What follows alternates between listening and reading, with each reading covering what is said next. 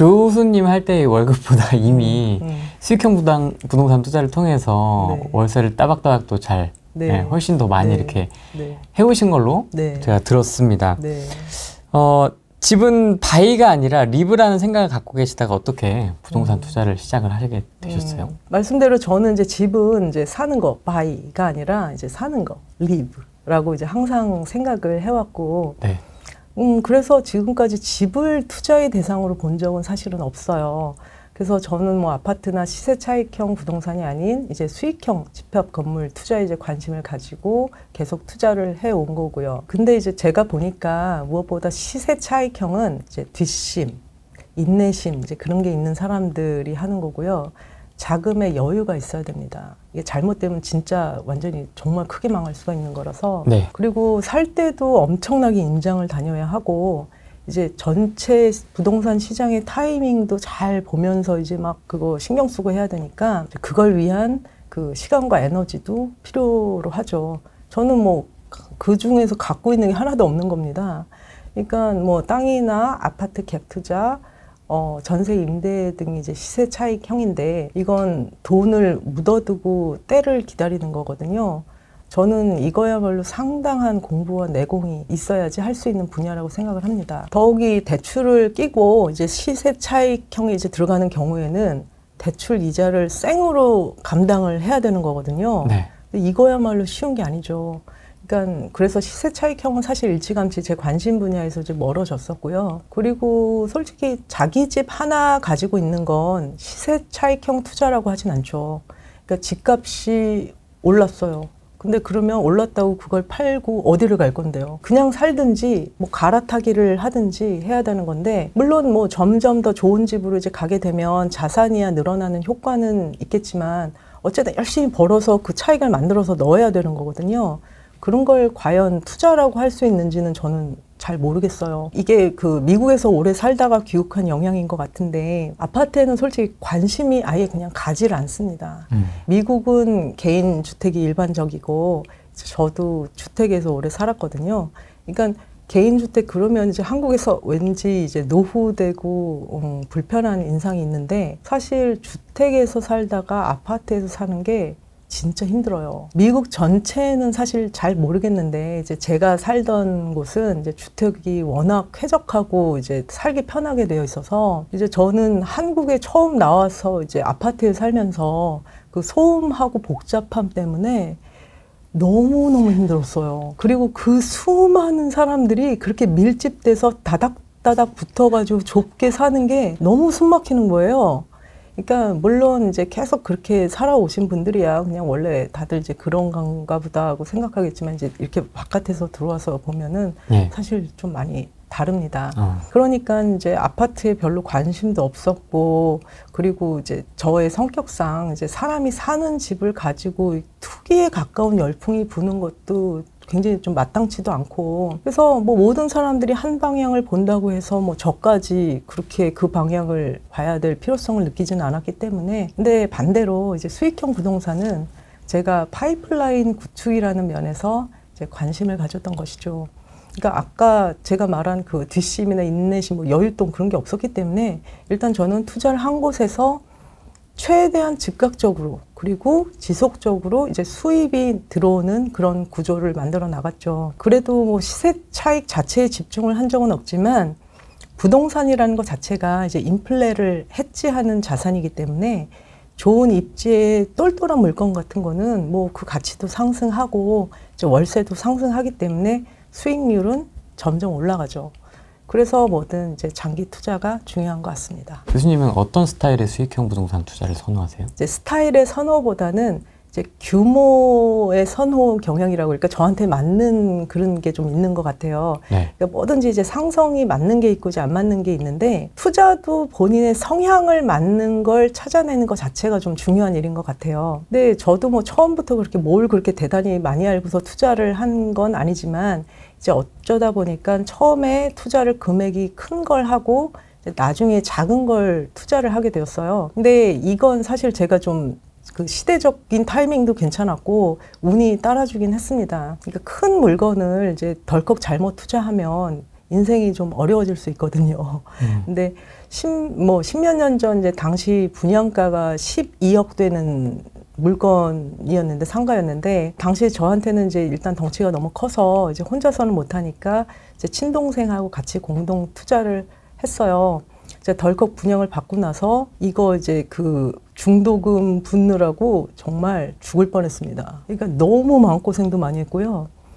근데 결국은 이게 이제 제 자산과 파이프라인의 근간이 되어줬죠. 그리고 뭐 이것저것 이제 투자를 이제 계속 해 오면서 나중에 이제 그 1억대, 뭐 2억대 하는 이제 작은 오피스텔들도 여러 채 투자를 했는데, 아까 말씀드린 대로 이제 나오는 금액은 이제 수익률 자체는 높은데 대출 이자 이제 빼고 난 이게 순 월세 수익 자체가 몇십만 원 이제 단위로 짜잘한 거예요. 관리가 너무 귀찮기도 하고, 이제 호텔을 분양받은 후에 여러 가지로 제 개인 자금 사정이 이제 많이 악화되기도 해서 이제 모두 처분해 버렸습니다. 사실 수익률 자체는 레버리지를 포함을 하면 뭐 15%에서 20% 정도는 쉽게 만들었거든요.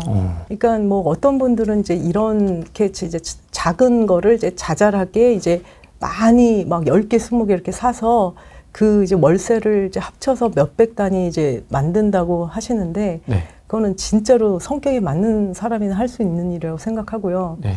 게다가 이제 저같이 본업이 바쁜 사람은 그렇죠. 좀 어렵죠. 근데 이제 다 일정일단이 있어요. 이제 덩치 큰 거, 그러니까 큰 걸로 이제 적게 가지고 있으면 약간 분산이 안 되니까 하나가 잘못되면 이제 굉장히 힘들어질 수 있는 거고, 실제로 아까 말한 그 상가 같은 경우도 코로나 기간 동안 세입자가 월세를 아예 내지를 못해가지고 아예 월세를 내지 못하고 있었어요.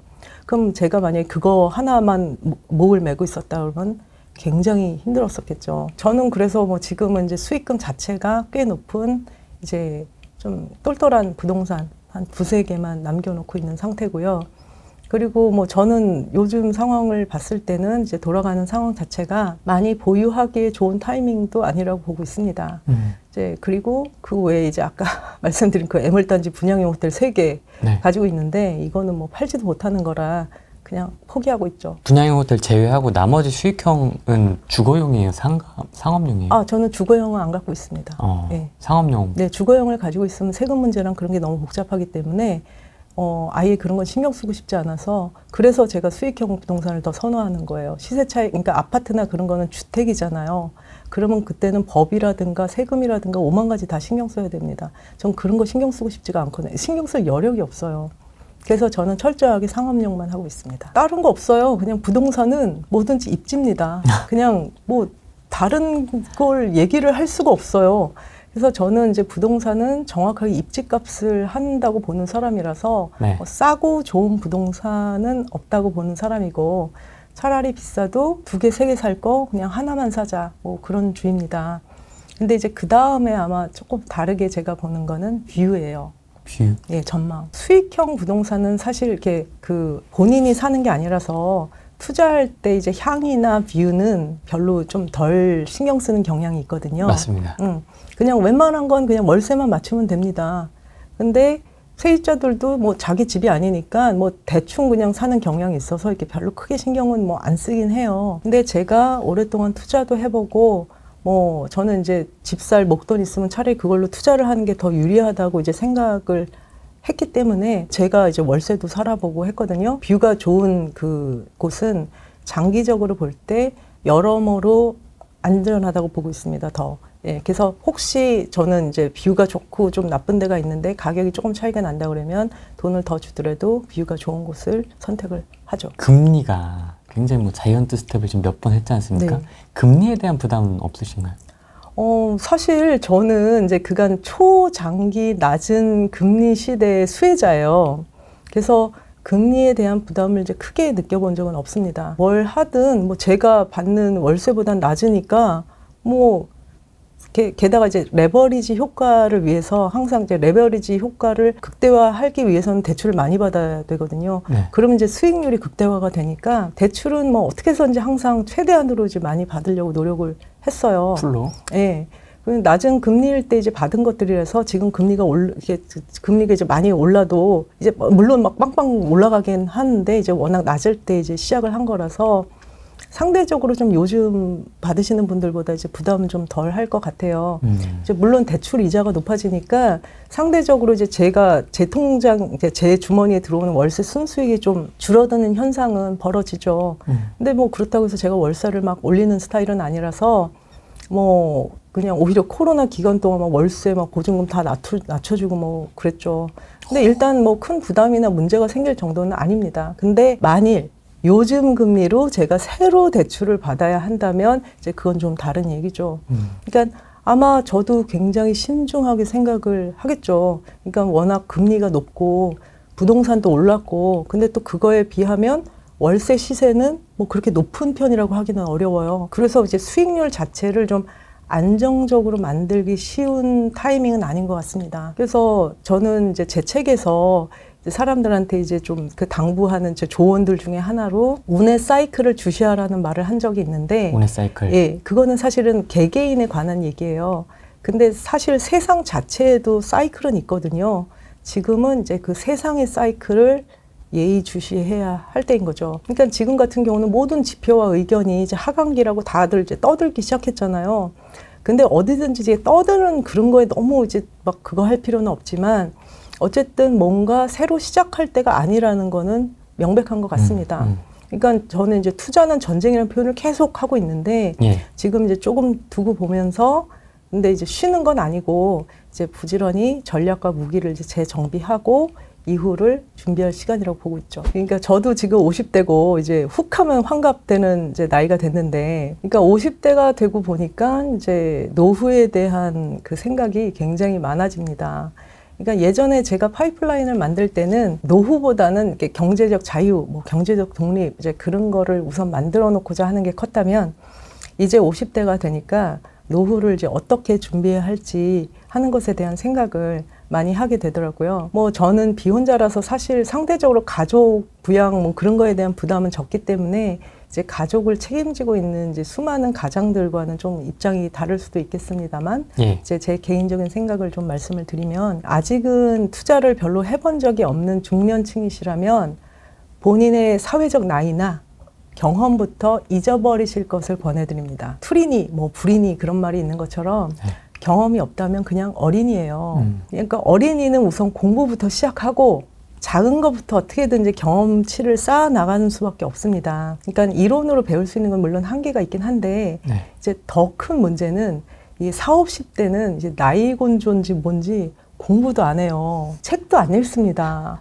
그러니까 거기에다 이제 꼰대 기질까지 함께 장착하고 있는 경우에는 답이 안 나옵니다. 그러니까 물론 이제 꼰대들은 본인이 꼰대인 줄 절대 몰라요.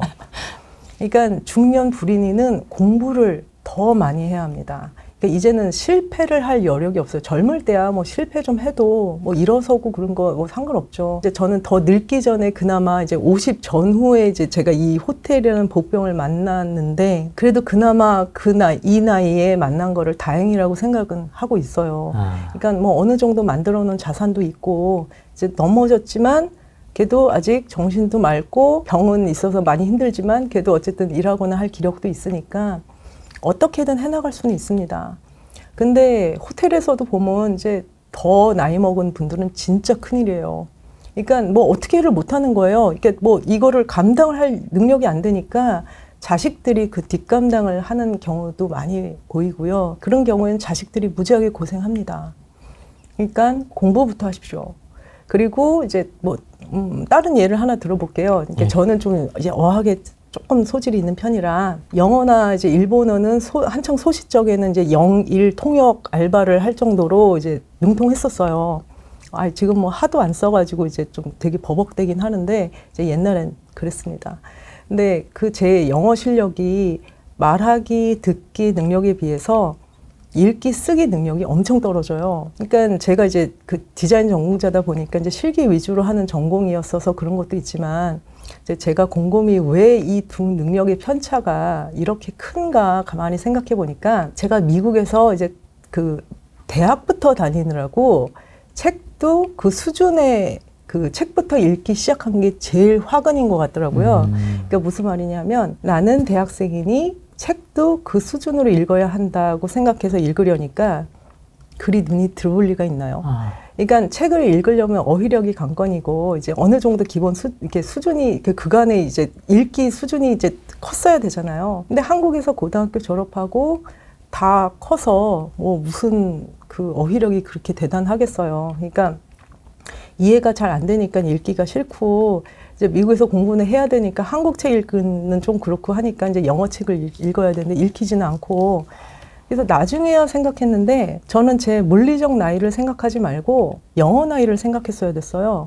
그러니까 아마 초등학생 책부터 제가 차근차근 읽어 나갔다면 제 영어 읽기 실력은 아마 제대로 성장을 했겠죠. 근데 전 내가 대학생이니 대학생 읽는 책만 읽겠다 하고 오기 아닌 오기를 부리다가 오히려 제대로 실력을 키우질 못했습니다. 투자도 똑같아요. 그러니까 물리적 나이는 전혀 의미가 없죠. 오히려 나이가 있기 때문에 실패하면 더 치명적이라서 이제 본인 수준부터 차근차근 밟아 올라가셔야 됩니다. 그리고 나이가 많다고 조급해서도 안 돼요. 조급하게 한다고 해서 뭐 빨리 되는 일 하나도 없잖아요. 오히려 이제 일을 그르치거나 이제 잘못되기 십상입니다. 뭐 요즘 100세 시대 그러는데 실제로 70대 정도도 보면 그냥 아저씨, 아줌마 뭐 그런 느낌이지 뭐 할머니, 할아버지 느낌은 아니잖아요. 네. 앞으로 살 날이 너무 길기 때문에 천천히 차분히 가셔야 합니다. 그리고 무엇보다 현업에 충실하십시오. 그러니까 투자 시작이 늦다면 어떻게든 노동 소득 기간을 늘려야지 투자가 안전해집니다. 그러니까 현업에 있다면 현업이 1순위, 투자는 2순위입니다. 근데 이제 사실 저한테 있어서는 이제 돈보다는 제 정신과 사리 판단이 이제 명료하게 되지 않는 게 제일 무섭거든요. 그러니까 그런 분들을 너무 제가 호텔에서 많이 봐서 네. 그렇게 되면 돈이 있어도 돈의 역할이 제대로 작동을 못할 수도 있다는 걸 이제 호텔에서 막 지독하게 사람 공부하면서 이제 알게 됐습니다. 오히려 이제 좀 제 몸과 정신을 어떻게 마지막 순간까지 잘 끌고 갈 수 있을까 이제 그런 거에 좀 관심이 많아요. 그래야지 돈도 끝까지 지킬 수 있다고 생각하니까요. 그러니까 나이 생각하지 마시고 그냥 천천히 겸손하게 공부하시고 공부 후에 투자하십시오.